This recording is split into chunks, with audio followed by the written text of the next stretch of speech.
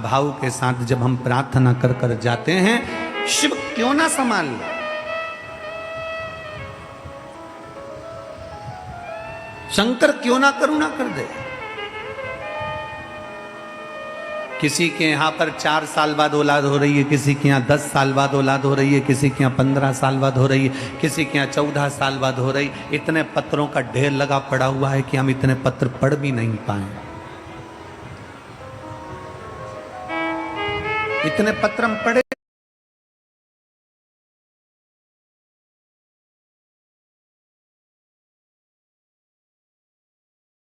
विश्वास, आपका भरोसा, आपकी दृढ़ता, जो आप शंकर जी के मंदिर में जाकर पशुपति व्रत करते हो, जो शिव के मंदिर में जाकर सफेद आंकड़े की जड़ का प्रयोग करते हो, जो भगवान शंकर के मंदिर में जाकर झाड़ू पोछा कर देते हो, मंदिर में जाकर साफ सफाई कर देते हो, मंदिर में जाकर दीपदान कर देते हो, कहीं ना कहीं तुम्हारा विश्वास शिव के प्रति बढ़ा, तो मेरे ओघड़दानी ने, मेरे शंकर ने तुम्हें देने में कमी नहीं रखी और तुम्हारी झोली खुशियों से भर दी।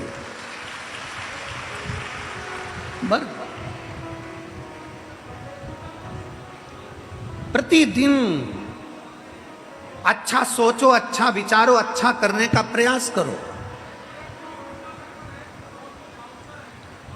अच्छा सोचिए, अच्छा विचारिए और अच्छा करने का प्रयास करिए। हमारा नियम है, हम हमारे भोले बाबा की सेवा करते हैं, हमारे ठाकुर जी की सेवा करते हैं, हम हमारे शंकर जी की।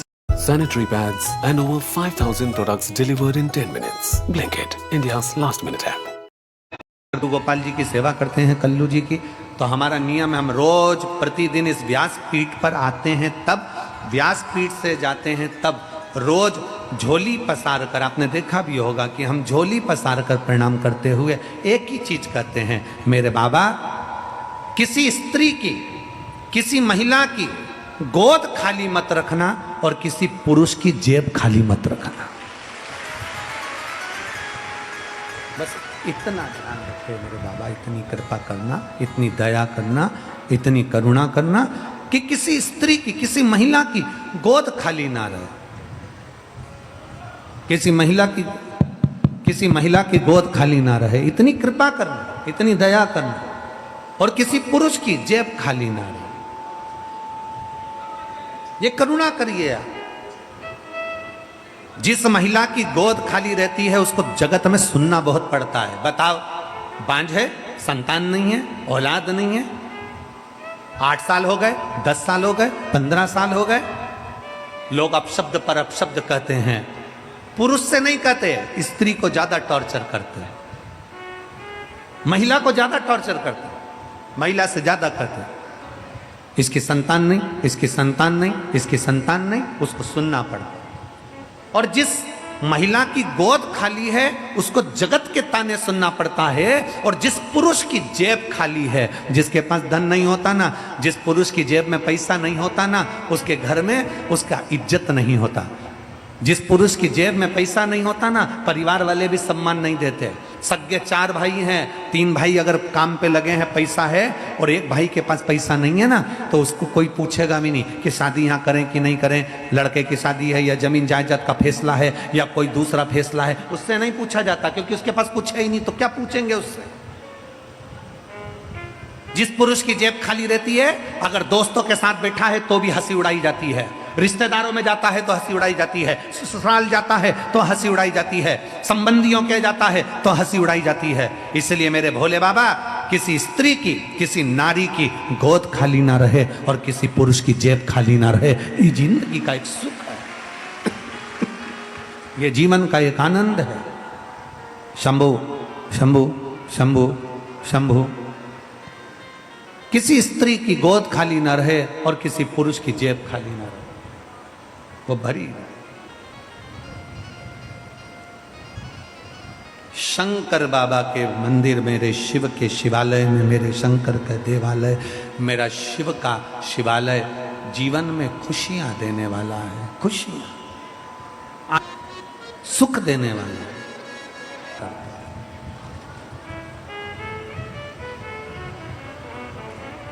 कल किसी एक बहन ने एक पत्र में लिखा, शिव कौन सा जल स्वीकार करते हैं? शंकर भगवान कौन सा जल स्वीकार करते हैं?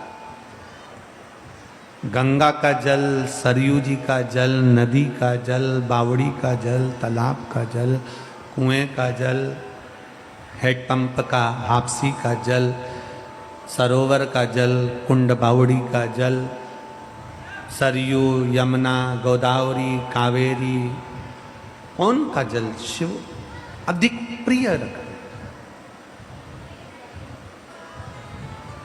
शंकर भगवान को सबसे ज्यादा प्रिय कौन सा जल है?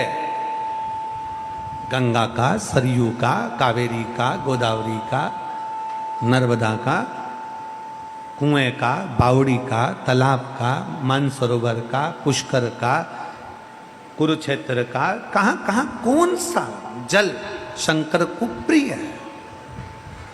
शिव महापुराण की कथा कहती है शंकर को भाव का जल अति प्रिय है। शिव को भाव का जल चाहिए।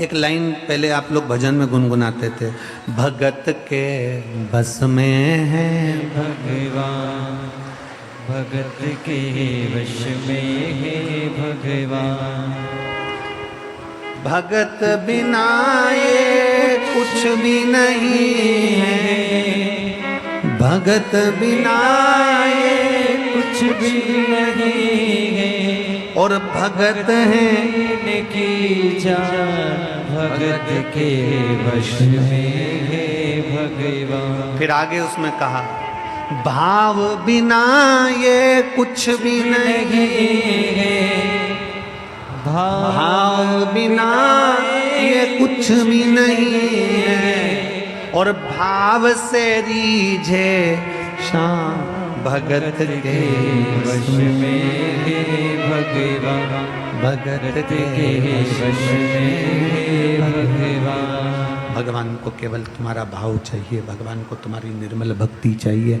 भगवान को तुम्हारा विश्वास चाहिए, भगवान को तुम्हारा नूतन हृदय चाहिए, शुद्ध भाव चाहिए। भगवान बिना भाव के कभी रीझता नहीं है। गंगा के घाट पर पहुंच गए और गंगा का जल लेकर भी आ गए और तुम्हारा भाव शुद्ध नहीं है तो गंगा का जल क्या करेगा? बोलो बोलो, जम के बोलो जरा सा। गंगा का जल कुछ करेगा? फिर सरयू जी का जल ले भी आए और तुम्हारा भाव नहीं है तो सरयू का जल क्या करेगा?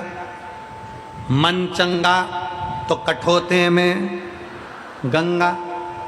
राम जी के सामने निषाद राज केवट बैठे हुए हैं और केवट भगवान राम जी से कहते हैं कि मुझे तुम्हारे चरण धुलाना है। केवट कह रहे हैं कि मुझे आपके चरण पखारना है। केवट कह रहे हैं कि मुझे आपके चरण पखारना है, चरण धुलाना है।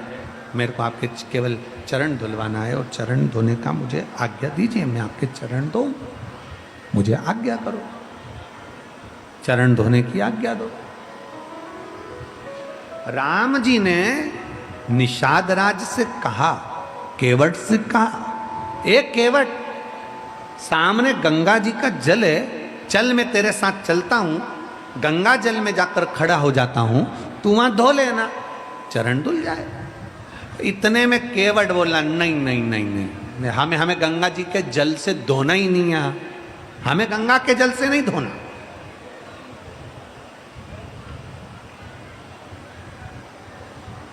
हमें गंगा के जल से तुम्हारे चरण धोना ही नहीं है। तो भगवान राम जी ने पूछा कौन से जल से धोएगा? जो शिव महापुराण की कथा कर रही थी वही मेरे राम जी ने केवट से कहा है। बहुत ध्यान लगाकर सुनना। हमने कई बार कथाओं में कहा मंदिर का जल लेकर मंदिर में मत चढ़ाओ। बोला कि नहीं बोला? जम के बोलो जरा। मंदिर में से पानी भर लिया, मंदिर की बाल्टी में से जल भर लिया और भगवान को चढ़ा दिया ना। शिव महापुराण की कथा कहती है अपने घर जाओ, घर से लोटे में जल भर कर लेकर आओ। जब घर का जल लाकर चढ़ाओगे तो शिव उसको स्वीकार करेगा। केवट क्या करा है? केवट ने कहा नहीं प्रभु, मैं गंगा जी के जल से तुम्हारे चरण नहीं छूऊंगा। तो फिर जल कहां से लाएगा? इतने में केवट कहता है मैं जल अपने घर से लेकर आऊंगा, अपने घर से। तो राम जी केवट पर हंसकर बोले तेरे घर में जो जल है वो कहां का है? केवट बोला ये गंगा जी का ही है। ये गंगा जी का ही। तो फिर घर के जल में और गंगा के जल में क्या अंतर आ गया? केवट कहता है ये तो गंगा अविरल बह रही है, धोए तो कोई धो ले, पर घर जाऊंगा, घर जाकर अपने हंडे में से, मटके में से, अपने मटके में से, अपने हंडे में से, वो मेरे घर का हंडा मटका है, उसमें से मैं जब जल भर कर लेकर आऊंगा तब मैं आपके चरण पखारूंगा, तो वो जल साधारण नहीं होगा, गंगा के जल से भी प्रबल हो जाएगा। जिसने रामचरितमानस सुनी है, जिसने रामायण पढ़ी है, केवट अपने घर गया, घर जाकर अपनी पत्नी को आवाज लगाया, कठोता कहाँ है? कठोता जानते हो? जम के तो बोलो जरा, जानते हो? कठोता मतलब आटा उसनने का बर्तन, पात। हमारे यहाँ सीहोर में उसको परात कहते हैं। अब तुम्हारे उत्तर प्रदेश में क्या कहते हैं हमको नहीं, परात कहते हैं, उसी को कठोता कहते थे। उस पहले काय के परात चलती थी, अभी तो स्टील की, तांबे की, पीतल की परात चलती है, पहले चलती थी लकड़ी की और पत्थर की परात। केवट गया घर, घर जाकर केवट ने आवाज लगाई,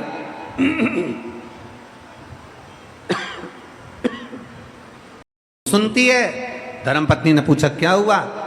केवट ने आवाज लगाकर कहा कठोता कहाँ है? कठोता। पत्नी बोलती वो रखा। केवट बोला ये तो पत्थर का है, मेरी दादी के हाथ का कठोता कहाँ है? दादी वाला? हाँ। वो लकड़ी का? हाँ। पत्नी ने पूछा क्यों? ये पत्थर के कठोते पे चरण नहीं धुला सकते जो लकड़ी का कठोता लेकर जा रहे हो? इतने में केवट कहता है अपनी पत्नी से तू समझती नहीं है, पत्थर के कठोते में चरण धुलाऊंगा तो पत्थर पे से पानी सूख जाएगा, लकड़ी के कठोते में चरण धुलाऊंगा तो लकड़ी पानी को सोख लेती है, जब जब आटा उसनेंगे अंदर से पानी निकल आएगा और अपन रोज तर जाएंगे। ये कृपा प्रभु। पत्थर के कठोते में राम जी के चरण नहीं धुलाए केवट ने, लकड़ी का कठोता रहा, घर में से पानी भरा, पत्नी के हाथ में दिया और चिल्लाते चिल्लाते गया, रे हम जा रहे हैं चरण धुलाने, जिसको आना आ जाओ। सारे के सारे आ गए। भगवान राम जी को कठोते में खड़े होने के लिए केवट ने विनती करी, बाबा आप, राम जी आप अपना चरण कठोते में रखिए। राम जी ने अपना एक चरण कठोते में रख दिया। केवट से बोले धुला ले। केवट बोला नहीं धुलाऊं। केवट बोला नहीं धुलाऊं। राम जी बोले धुला? केवट बोले नहीं धुलाऊं। क्यों? केवट बोला हमारी अम्मा कहती थी किसी का एक चरण छुओ या प्रणाम करो या किसी का एक चरण धो तो लड़की होती है, और दोनों चरण प्रणाम करो तो लड़का होता है। ओ प्रभु हम आपके दोनों चरण पखारेंगे, दोनों चरण को प्रणाम करेंगे। राम जी से कहा तुम दोनों पांव बर्तन में रखो। अब बर्तन था छोटा और राम जी के चरण मोटा। अब बर्तन में रखें तो रखें कैसे? इन्होंने लक्ष्मण को देखा, सीता को देखा। सीता जी बोली अब तो रखना तो पड़ेगा, रख दो। राम जी बोले गिर पड़ेंगे। लक्ष्मण जी बोले आप चिंता मत करो, हम शेषनाग जब पृथ्वी को संभाल सकते तो तुम्हें भी संभाल लेंगे, तुम गिरोगे नहीं। तुम तो रखो, पांव रखो अंदर, तुम रखो तुम्हारा पांव अंदर। और भगवान राम ने दोनों पांव रख दिए, दोनों पांव। और रखने के बाद इधर से लक्ष्मण जी पकड़े, इधर से सीता जी पकड़ी। इतने में केवट बोला नहीं, टच नहीं चलेगा, हम कीपैड वाले हैं, टच स्क्रीन से काम ही नहीं होगा, आप तो इनको छोड़ो। राम जी अकेले खड़े, और केवट ने अपनी पत्नी को घर से जो जल भर कर लाया था, घर के जल का महत्व क्या है ये रामचरितमानस भी कहती है। केवट जो घर से जल लाया था वो अपनी पत्नी को दे दिया और पत्नी से कहा तू जल चढ़ा, मैं हाथ से मलता हूं। और पत्नी ने जल चढ़ाना प्रारंभ करा और केवट हाथ से मले तो राम जी का बर्तन केवट मलते मलते हिला दे। जैसे हिलाए तो राम जी के गिराएगा, केवट बोले नहीं गिरोगे, मेरे को पकड़ लो। राम जी बोले अभी लक्ष्मण को पकड़ रहा था तो मना करा, सीता को पकड़ रहा था तो मना करा, और अब क्या कह रहा है मुझे पकड़ लो। इतने में राम जी के पत्र को, बर्तन को फिर हिलाया, उस कठोते को जैसे हिलाया तो राम जी गिरते गिरते बचे। इतने में लक्ष्मण जी बोले भैया पकड़ लो। इतने में केवट का कंधा पकड़ा तो केवट बोला कंधा पकड़ोगे तो और गिर जाओगे, सिर पकड़ो सिर। अब राम जी ने एक हाथ से केवट का सिर पकड़ा। केवट भी पक्का भगत था, उसने सोच लिया था ये नारायण है, एक हाथ तो किसी पे भी रख देंगे, दोनों धरवाना है, दोनों धरवाना। और केवट ने चाल चली, चरण धुलाते धुलाते अब की बार पर हाथ को पूरा ही मोड़ दिया। जो कठोते को मोड़ा इतने में राम जी ने दोनों हाथ सिर पर रख दिए। केवट के सिर पर हाथ थे, देवता पुष्पों की वृष्टि कर दी है। अरे धन्य है रे धन्य है। इतने में पत्नी ने पूछा ये दोनों हाथ तुम्हारे सिर पर कैसे आ गए? केवट ने कहा अगर गंगा जी के जल से धुलाता तो एक ही हाथ आता, घर से जल भर कर लाया इसलिए दोनों हाथ सिर पर आए। ये दोनों हाथ सिर पर।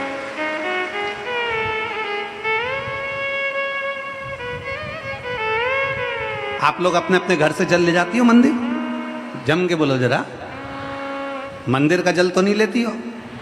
अगर मंदिर का जल ले होगी तो 1 रुपया जमा करना है दान पेटी में, क्योंकि पंडित जी ने पानी भर के रखा, मोटर चली, लाइट का सबका मिला के 1 रुपया दान पेटी में डालो, तब मंदिर का पानी लो। उससे अच्छा अपन अपने घर से लेकर जाएंगे। जैसे केवट घर से भर कर लाया, मन चंगा तो कठोते में श्रेष्ठ है। महाराज एक महिला ने पत्र में लिखा था कल, गंगा का, यमुना का, सरयू का, कावेरी का, नर्मदा का, बावड़ी का, तालाब का, समुद्र का, कुंड का, सरोवर का, हेडपंप का, कौन सा जल श्रेष्ठ है? कौन सा जल श्रेष्ठ है?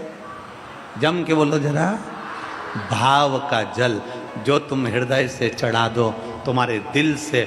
जिस दिन तुम्हारा मन प्रसन्न होकर तुम भाव से अपने घर का जल भरकर जब बाबा के यहाँ चले जाओ, बाबा उस जल को स्वीकार कर लेता है और जैसे ही तुम चढ़ाते हो जल वैसे ही बदल देता है वो तुम्हारा कल। ये शिव की रीत है, ये शिव की रीत।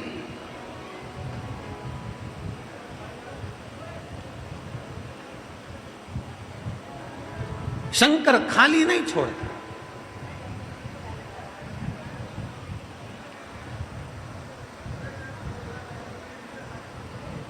हम जिसको समय दे रहे हैं वो हमको भी समय देता। हम जिसका भजन करना है वो हमें भजन के लायक बना देता।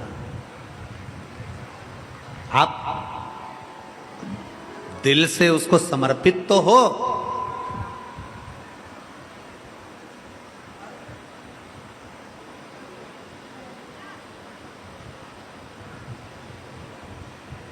संसार में तुम्हारे जाने पर लोग स्टेटस पर, व्हाट्सएप पर मिस यू लिखने वाले ढेर मिलेंगे, ढेर।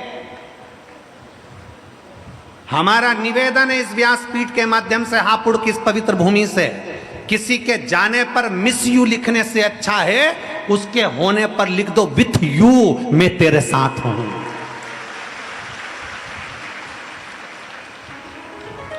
जब चले गया तो लिखा मिस यू। अब तुम्हें जब वो है, पृथ्वी पर है, जब संसार में है, तुम्हारे साथ में है, तुम्हारे पास में है, तो लिखो विथ यू मैं तेरे साथ हूं हर पल, हर घड़ी, हर क्षण। और मेरा भोले बाबा मृत्यु लोक का देवता है। ब्रह्मा ब्रह्म लोक में रहते हैं, भगवान विष्णु बैकुंठ लोक में रहते हैं, इंद्र इंद्र लोक में रहते हैं, गरुण वरुण अपने अपने लोक में रहते हैं, पितर पितर लोक में रहते हैं, देवता अपने लोक में रहते हैं। मेरा शंकर भगवान इसी मृत्यु लोक में रहता है, इसी पृथ्वी पर रहता है। इसलिए वो मिस यू नहीं, विथ यू है, वो तुम्हारे साथ में है।